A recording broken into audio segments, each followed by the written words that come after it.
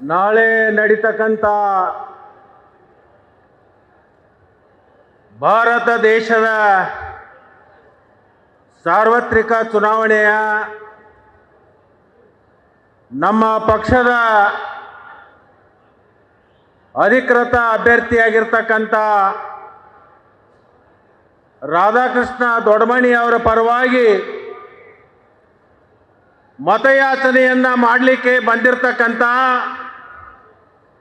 ನಮ್ಮ ಪಕ್ಷದ ರಾಷ್ಟ್ರೀಯ ಅಧ್ಯಕ್ಷರು,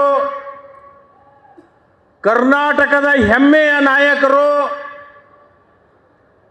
ದೀನ ದಲಿತ ಬಡವರ ಪರವಾಗಿ ಧ್ವನಿಯನ್ನು ಎತ್ತತಕ್ಕಂಥ ಮಹಾನ್ ನಾಯಕರು ಆಗಿರ್ತಕ್ಕಂಥ ಸನ್ಮಾನ್ಯ ಮಲ್ಲಿಕಾರ್ಜುನ್ ಖರ್ಗೆ ಸಾಹೇಬ್ರೆ, ನಮ್ಮ ಪಕ್ಷದ ಪ್ರದೇಶ್ ಕಾಂಗ್ರೆಸ್ ಪಕ್ಷ ಅಧ್ಯಕ್ಷರಾಗಿರ್ತಕ್ಕಂಥ ಸನ್ಮಾನ್ಯ ಡಿ ಕೆ ಶಿವಕುಮಾರ್ ಅವರೇ, ನಮ್ಮ ರಾಜ್ಯದ ಉಸ್ತುವಾರಿಗಳು, ನಮ್ಮ ಪಕ್ಷದ ರಾಷ್ಟ್ರೀಯ ನಾಯಕರು ಆಗಿರ್ತಕ್ಕಂಥ ಸನ್ಮಾನ್ಯ ಸುರ್ಜೇವಾಲಾ ಅವರೇ, ಸಚಿವರಾಗಿರ್ತಕ್ಕಂಥ ಶರಣ್ ಪ್ರಕಾಶ್ ಪಾಟೀಲ್ ರೇ, ಪ್ರಿಯಾಂಕಾ ಖರ್ಗೆ ಅವರೇ, ಶರಣಬಸಪ್ಪ ದರ್ಶನಾಪುರ ಅವರೇ, ರೆಹಮಾನ್ ಖಾನ್ ರವರೇ, ಬಹುಶಃ ಅನೇಕ ಜನ ನಮ್ಮ ಶಾಸಕರಿದ್ದಾರೆ, ಅನೇಕ ಜನ ಮಾಜಿ ಶಾಸಕರಿದ್ದಾರೆ. ಅವ್ರು ಯಾರೂ ಕೂಡ ಅಪಾರ್ಥ ಮಾಡಿಕೊಳ್ಳಾರ್ದೆ ವೇದಿಕೆ ಮೇಲೆ ಆಸೀನರಾಗಿರ್ತಕ್ಕಂಥ ಎಲ್ಲ ಶಾಸಕ ಮಿತ್ರರೇ, ಮಾಜಿ ಶಾಸಕ ಗೆಳೆಯರೇ, ಪಕ್ಷದ ಎಲ್ಲ ಗೌರವಾನ್ವಿತ ನಾಯಕರುಗಳೇ, ಇಲ್ಲಿ ಸೇರಿರ್ತಕ್ಕಂಥ ಯಾವತ್ತು ನನ್ನ ಪೂಜ್ಯ ರೈತ ಬಂಧುಗಳೇ, ಪಕ್ಷದ ಅಭಿಮಾನಿ ಕಾರ್ಯಕರ್ತರೇ, ಶ್ರದ್ಧೆಯ ತಾಯಂದಿರೇ, ಮಾಧ್ಯಮದ ಮಿತ್ರರೇ, ಬಹುಶಃ ಇಂಥ ಉರಿ ಬಿಸಿಲಿನಲ್ಲಿ ಬಹಳಷ್ಟು ಜನ ಮಾತಾಡ್ತಕ್ಕಂಥದ್ದು ನಮಗೆಲ್ಲರಿಗೂ ಕೂಡ ಮುಜುಗರ ಆಗುತ್ತೆ. ನಾವು ಹೆಚ್ಚು ಮಾತಾಡ್ಲಿಕ್ಕೆ ಹೋಗೋದಿಲ್ಲ. ಇವತ್ತು ಆರಂಭ ಇದು. ಇವತ್ತು ಉದ್ಘಾಟನೆಯನ್ನು ಮಾಡಿ ಪ್ರಚಾರಕ್ಕೆ ಒಂದು ಚಾಲನೆಯನ್ನು ಕೊಡ್ತಾ ಇದ್ದೀವಿ. ಇನ್ನೂ ಒಂದು ತಿಂಗಳ ಪರ್ಯಂತ ಅನೇಕ ಜನ ನಮ್ಮ ನಾಯಕರು ಬರ್ತಾ ಇದ್ದಾರೆ. ನಾನು ಹೆಚ್ಚಿಗೆ ಮಾತನಾಡಲಾರ್ದೆ ನಾನು ಒಂದೇ ಒಂದು ನಿಮ್ಮಲ್ಲಿ ಸಂಕಲ್ಪ ಮಾಡ್ಕೊಳ್ಳಿಕ್ಕೆ ಹೇಳ್ತೀನಿ. BJP ಅವರು ಅಂದರೆ ನಾವು ದೇಶಭಕ್ತರು, ದೇಶ ರಕ್ಷಣೆ ಮಾಡೋರು, ದೇಶ ನಮ್ಮಿಂದೇ ನಡೀತಿದೆ ಅಂತಕ್ಕಂಥ ವಾತಾವರಣನ ಇವತ್ತು ಮಾಡ್ತಾ ಇದ್ದಾರೆ. ಅದಕ್ಕೆ ನಾನು ಭಾರತೀಯ ಜನತಾ ಪಕ್ಷದ ಮುಖಂಡರಿಗೆ ಹೇಳಲಿಕ್ಕೆ ಬಯಸ್ತೀನಿ, ಇಲ್ಲಿ ಸೇರಿರ್ತಕ್ಕಂಥ ಏನು ಜನ ಇದ್ದಾರೆ ಇವರೆಲ್ಲರೂ ಕೂಡ ದೇಶಭಕ್ತರೇ. ಇಲ್ಲಿ ಸೇರಿರ್ತಕ್ಕಂಥವ್ರೆಲ್ಲರೂ ಕೂಡ ಈ ದೇಶದ ಮಣ್ಣಿನ ಮಕ್ಕಳು, ಭಾರತೀಯರು. ಅದಕ್ಕೆ ನಾನು ದಯವಿಟ್ಟು ಖರ್ಗೆ ಸಾಹೇಬರು ಅಪಾರ್ಥ ಮಾಡ್ಕೋಬಾರ್ದು. ಒಂದು ಮಾತನ್ನು ಹೇಳಲಿಕ್ಕೆ ನಾನು ಬಯಸ್ತೀನಿ. ನೀವೆಲ್ಲರೂ ನಾನು ಹೇಳಿದಾಗೆ ಒಂದು ಮಾತನ್ನು ಹೇಳಿ, ನಾನು ಭಲೋ ಭಾರತ್ ಮಾತಾಕಿ ಅಂತೀನಿ. ನೀವೆಲ್ಲರೂ ಕೂಡ ಗಟ್ಟಿ ಮುಷ್ಟಿಯನ್ನು ಮಾಡಿ ನೀವು ಜೈಕಾರ ಹಾಕಬೇಕು. ಅವರಿಗೆ ಗೊತ್ತಾಗಬೇಕು ಕಾಂಗ್ರೆಸ್ನವರು ನಮಗಿಂತಲೂ ಹೆಚ್ಚು ದೇಶಭಕ್ತರಿದ್ದಾರೆ ಅಂತಕ್ಕಂಥದ್ದು ಅವರಿಗೆ ಸಂದೇಶ ಕಳಿಸ್ಬೇಕು. ಭಾರತ್ ಮಾತಾ ಕಿ, ಭಾರತ್ ಮಾತಾ ಕಿ. ಇದು ಇಲ್ಲಿ ಅಷ್ಟೇ ಅಲ್ಲ, ಇದು ಹೋಗಿ ಬೆಂಗಳೂರು ದಿಲ್ಲಿಗೆ ಮುಟ್ಟಬೇಕು. ಖರ್ಗೆ ಸಾಹೇಬರ ಗಂಡು ಮೆಟ್ಟಿನ ನೆಲದೊಳಗೆ ಗಂಡಸರು ಎಷ್ಟು ಇದಾರೆ ಅನ್ನೋದು ಇವತ್ತು ಕೇಂದ್ರದ ನಾಯಕರಿಗೆ ಗೊತ್ತಾಗಬೇಕಾಗಿತ್ತು. ಒಂದು ಮಾತು ಹೇಳ್ತೀನಿ. ಒಂದು ಊರಾಗ ಒಬ್ಬ ತೀರಿ ಹೋಗಿದ್ದು, 4 ಮಂದಿ ಹೊತ್ತಿದ್ರು, ಮುಂದೊಬ್ಬ ಗಡಿಗೆ ಹಿಡ್ಕೊಂಡು ಹೊಂಟಿದ್ದ. ಆ ಮುಂದಿದ್ದ ಒಂದು ಮಾತು ಹೇಳ್ತಿದ್ದ, ರಾಮನಾಮ ಹೈ ಸತ್ಯ ಅಂತ. ರಾಮನಾಮ ಎಂದ ಕೂಡಲೇ ಹಿಂದಿದ್ದವರೆಲ್ಲರೂ ಸತ್ಯ ಹೈ ಅಂತಿದ್ರು. ಅವ್ರ ಅಪ್ಪನ ಜೊತೆಗೆ ಒಬ್ಬ ಹುಡುಗ ಮಣ್ಣು ಕೊಡಾಕ ಅವನು ಬಂದಿದ್ದ ಅಂತ್ಯಕ್ರಿಯೆಗೆ. ಅವ್ರ ಅಪ್ಪ ಕೇಳ್ತಾನೆ, ಅಪ್ಪ ಮುಂದಿದ್ದವ್ರು ರಾಮನಾಮ ಅಂದ ಕೂಡಲೇ ಹಿಂದಿದ್ದವರೆಲ್ಲರೂ ಸತೆ ಅಂತಾರು, ಮ್ಯಾಗ ಮಲ್ಕೊಂಡೆ ಕಣವಲ್ಲ ಅಂತ ಕೇಳಿ. ಅವಾಗ ಅವ್ರ ಅಪ್ಪ ಹೇಳ್ತಾನು, ತಮ್ಮ ಅದಕ್ಕೆ ಅನ್ನಕ್ಕಾಗಲ್ಲೋ, ಅದು ಶಿವನ ಪಾದ ಸೇರೈತಿ ಅಂತ ಹೇಳಿ. ಅರ್ಥಾತ್ನ ಹೇಳೋದು.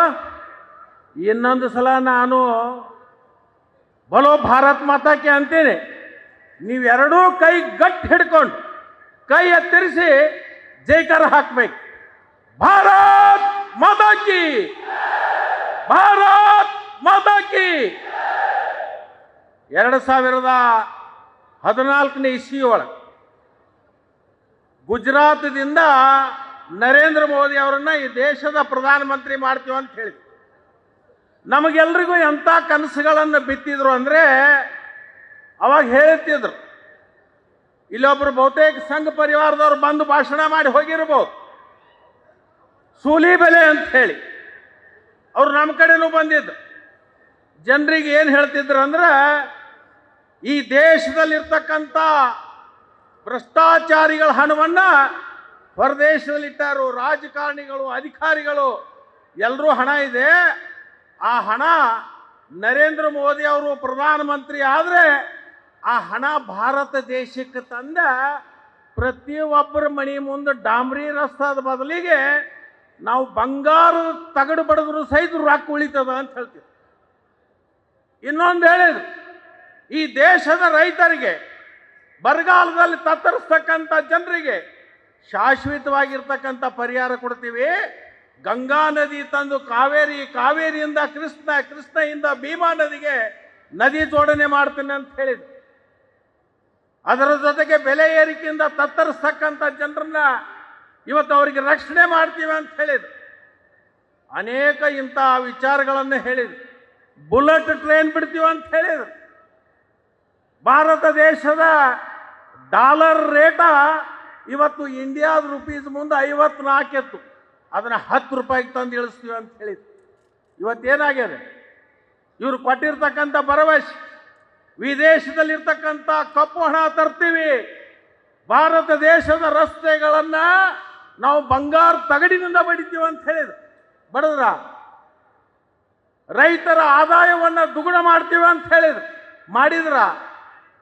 ಇವತ್ತಿನ ದಿವಸ ಬೆಲೆ ಏರಿಕೆ ನಿಯಂತ್ರಣ ಮಾಡ್ತೀವಿ ಅಂತ ಹೇಳಿದ್ರು. ಇವತ್ತು ಬೆಲೆ ಏರಿಕೆ ಎಲ್ಲಿ ಹೋಗಿ ನಿಂತಿದೆ? ಇವತ್ತು ಪೆಟ್ರೋಲ್ ರೇಟ್ ಅವತ್ತು 54 ರೂಪಾಯಿ ಇತ್ತು, ಇವತ್ತು 101 ರೂಪಾಯಿ ಆಗಿದೆ, 103 ರೂಪಾಯಿ ಆಗಿದೆ. ಡೀಸೆಲ್ ರೇಟ್ ಏನಾಗಿದೆ? ಗ್ಯಾಸ್ ರೇಟ್ ಏನಾಗಿದೆ? ಅವತ್ತಿನ ದಿವಸ VPS ಸರ್ಕಾರದ ವಿರುದ್ಧ ಬೆಲೆ ಏರಿಕೆ ಹೋರಾಟಗಳನ್ನು ಮಾಡಿ ಅಧಿಕಾರಕ್ಕೆ ಬಂದಿರತಕ್ಕಂಥ ಭಾರತೀಯ ಜನತಾ ಪಕ್ಷದವರು ಇವತ್ತು ಜನರ ಮುಂದೆ ಬಂದು ಮತಗಳನ್ನು ಕೇಳ್ತಕ್ಕಂಥ ಯೋಗ್ಯತೆಯನ್ನು ಕಳ್ಕೊಂಡಿದ್ದಾರೆ ಅಂತಕ್ಕಂಥದ್ದನ್ನು ಈ ಸಂದರ್ಭದಲ್ಲಿ ನಾನು ಹೇಳಿಕ್ಕೆ ಬಯಸ್ತೀನಿ. ಅದಕ್ಕೆ ಬಂಧುಗಳೇ, ನಾನು ಮತ್ತೊಮ್ಮೆ ಬರ್ತೀನಿ. ಪ್ರತಿಯೊಂದು ಕ್ಷೇತ್ರದಲ್ಲಿ ನಮ್ಮ ಜನರಿಗೆ ಭೇಟಿಯಾಗಿ ಭಾರತೀಯ ಜನತಾ ಪಕ್ಷದ ಮಾಡಿರ್ತಕ್ಕಂಥ ಲೋಪಗಳನ್ನು, ನಮ್ಮ ಸರ್ಕಾರ ಮಾಡಿರ್ತಕ್ಕಂಥ ಅಭಿವೃದ್ಧಿ ಕೆಲಸಗಳನ್ನು, ಬಡವರಿಗಾಗಿ ಮಾಡಿರ್ತಕ್ಕಂಥ ಕಾರ್ಯಕ್ರಮಗಳನ್ನು ಎಳೆ ಎಳೆಯಾಗಿ ಬಿತ್ತುವಂಥ ಕೆಲಸವನ್ನು ನಾವೆಲ್ಲರೂ ಕೂಡ ಮಾಡ್ತೀವಿ. ಅದರಿಂದ ನಾನು ನಿಮ್ಮೆಲ್ಲರಿಗೆ ಕೈ ಜೋಡಿಸಿ ಪ್ರಾರ್ಥನೆಯನ್ನು ಮಾಡ್ಕೋತೀನಿ.